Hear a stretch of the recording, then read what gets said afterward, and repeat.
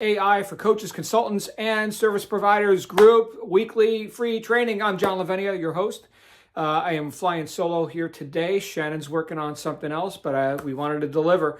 And here we are. If it's your first time here, go ahead and invite a friend who's also a coach, consultant, service provider. We've got our Facebook group here. If you're seeing this on another platform, you can find the group obviously in Facebook, and of course subscribe as whatever platform you're seeing this on. Today we're talking about how to avoid the trap of discounting your services in order to get sales. And I'm going to give you, as is tradition, I'll give you 3 ideas that you could take and run with right now, one of which I can help you with, one of which you're going to have a little bit of initiative, and the third one I can refer you to somebody who can help you with. So 3 ideas here.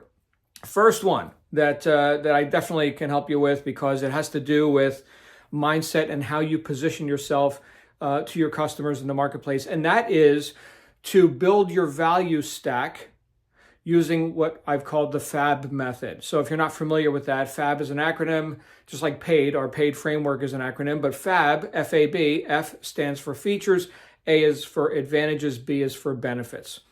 Now, I'll ask you something you should all know the answer to, and that is, what do people buy? Do they buy features? Do they buy advantages? Do they buy benefits?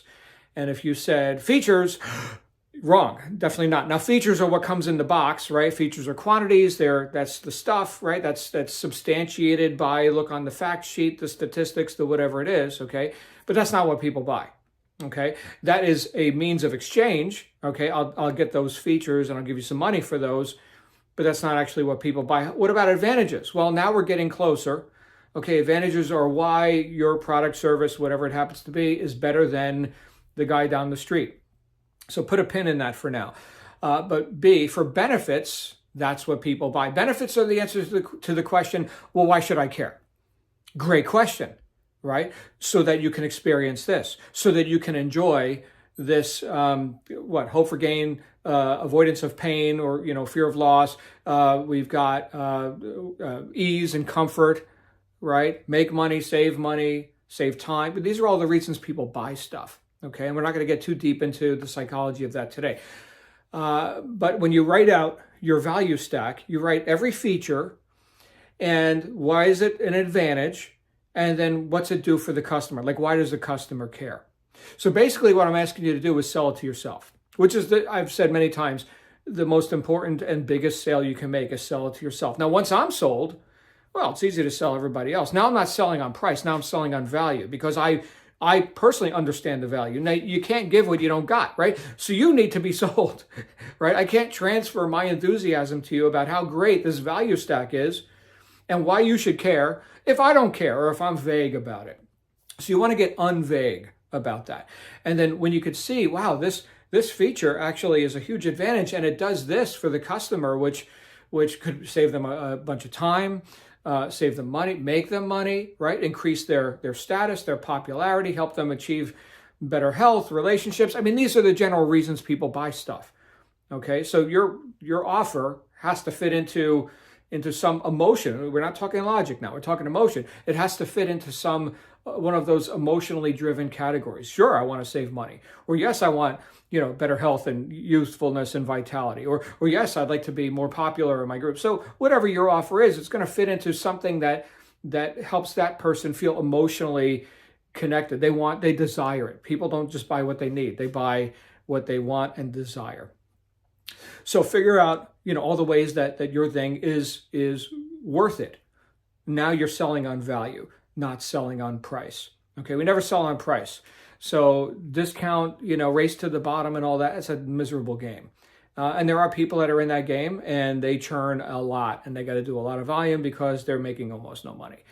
So, and look, everyone here, you right now, if you're watching this, I'm assuming you're a consultant, a coach, some sort of a service provider. So we're not just talking about a commodity. We're talking about something with subjective value versus objective value. Objective value is, here's an ounce of silver. It's a commodity. And objectively, we can see what it's worth in the marketplace based on current, changes every 10 seconds. But here's the current exchange for that. And that's it. I mean, that's what it's worth, right? Versus the subjective value, which is now real and perceived which is what's it worth to that person, right? That's subjective. And because you're in the space you're in, you're dealing with subjective values. In addition to objective values, you may have some, hard deliverables and stuff like that. But think about how you could save people time, money, make them money, help them be more popular and have better relationships and be useful. That's the first idea. And I say we can help you with that. Hopefully I just did. But also we do that with our clients in CEO Freedom, right? So people, a lot of times they don't have their offer sort of codified, or they can't articulate that value to their ideal, prospect or customer. So we help them craft that offer. We do that every day. Okay, so that's the first idea. Sell it to yourself. Second idea is to shop your competitors. All right, so remember I talked about FAB, features, advantages, benefits. Advantage versus what?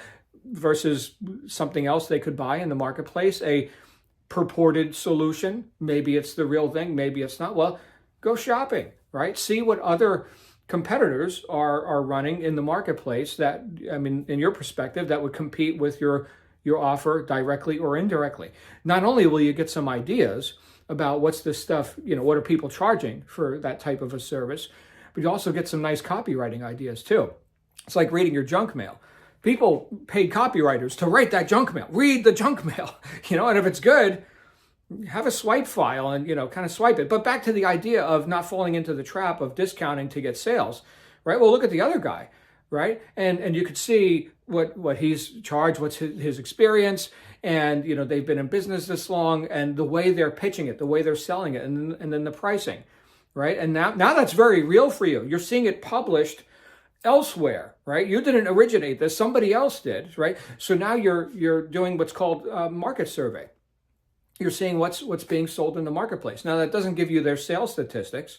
It doesn't let you know, are they rocking it? Are they sucking it? I mean, what's happening with it? I don't know, but you can very, very really see what's being published in the marketplace, and that will give you context. This is what you're up against. I remember a guy who was, this was in the automotive industry, and he was selling Toyotas, and he would have all of the competitors' brochures. Here's the Ford, Chevrolet, Honda, whatever, right? He would have the competitors' brochures. He would study the competitors' brochures. Let's say we're talking about a minivan or something. Well, here's all the minivans you could possibly buy. And here's all the market research he did on those. And they're all similarly priced, right? You can get base models, you can get luxury models, sure. But they're all competing in the marketplace. And he would figure out every advantage of his product, which was the Toyota, versus all these other ones. All right, and so he could have that conversation. And again, he was sold himself, and he had to be. He was selling that particular product. He couldn't go sell a competitor's product, but it was very real for him what the competitor was selling. And then he can make it very real for the customer why they wanted his product. Not to mention, he became very knowledgeable and trained others on how to do that. So shop your competitors, right? We're not just dealing with theory now. We're dealing with very real market, circumstances, okay? That's the second idea. That's the one you need to take some initiative on. Okay, we can help you with crafting your message and putting together a value stack. Shopping your competitors, something you want to do. Okay, the third thing, which I said I could refer you to somebody who could help you with that, because I'm out of that game, is hire a sales pro. And a lot of people have hired me throughout the decades that I've been in the sales space to be sort of a hired gun and to go in and to close somebody else's leads, to handle somebody else's offer. They're really good at, the deliverable, like here's the course or here's the product or whatever it is, but they kind of suck at selling. Okay, now why do I suggest doing this? If you find yourself with a proclivity of discounting, because a sales pro or a sales team, they get paid on commissions, right? So first of all, that's very low risk for you. Right? Little to no risk, right? If it's strictly commission only, then you don't pay a damn thing until they sell something. But let's say it's a percentage. Oh, well, a percentage of what? A percentage of a discounted price? A percentage of top dollar? And how do they work that deal? How do they make that, bring that customer to the transaction? Well, I'll tell you one thing they definitely do. If they're a sales pro, is they sell it to themselves, right? The first thing I just told you to do, right? And they shop their competitors. They look at what else is in the marketplace. If they're going into the lion's den, they want to know they're going to win that fight as often as possible, right? The highest possible chance of selling most often and selling at the highest price. With no emotional attachment to like, well, maybe, the person discount. No. We're here to make money, not to make friends, right? So once they've sold themselves, it's like, yeah, this is a good offer. Here's how we do it. Now you let them run with it. You pay the commissions gladly. They'll probably close more than you if you're not a sales pro yourself, and they'll probably retain as much gross profit as possible because that's what they get paid on, right? So we do have friends who are still in that space professionally, and if that's something you're looking for, you can reach out to us and we can hook you up with some awesome people who do nothing but sell for a living, and they're really good. So 3 ideas. Number 1, sell yourself, right? Build your value stack based on features, advantages, benefits, heavy focus on benefits. You've got to be sold. You can't give what you don't got. Sell you, and then it's easier to sell everybody else. And now you're selling on value, not on price. Okay. Number 2, shop your competitors. Make this real for you. You're in the marketplace with these other people who offer a similar or same kind of a service. Why is yours better? Why should your price be where it is, right? Substantiate that. Make that solid. Make that real, not vague or nebulous or flimsy, right? Have a bit of certainty behind your pricing, okay? And then, of course, the 3rd thing is take yourself out of the equation, right? Here's the thing. Here's the offer. We're getting this many leads. Somebody help me close this deal, right? And so at that point, you've handed it off, and that's a good thing to do. Once you're at least at a certain volume and you've got proof of concept, right? If you're just coming up with a startup idea, I don't even know if this is going to sell in the marketplace, then you're probably premature on that. But if you've got proof of concept, hey, people like this stuff, I'm looking to get some volume going here, then that would be a great move for you. Hey, if you want to get in communication with us, if you want to talk more about your offer and the pricing and all of that, you can grab a free strategy session at ceofreedom.com/free strat. Free, yeah, that's it. ceofreedom.com/free strat. You'll get 15 minutes or so on the house with myself or Shannon or one of our awesome advisors. We just brought another one on, and they are great. And we'd be happy to talk about your business and how we might help you rocket some more. And again, if you're seeing this outside of Facebook, YouTube, Instagram, whatever, click the like, the subscribe, the dings, the dongs, right? Do all that. And I'll look forward to seeing you next week on another thrilling episode of this session.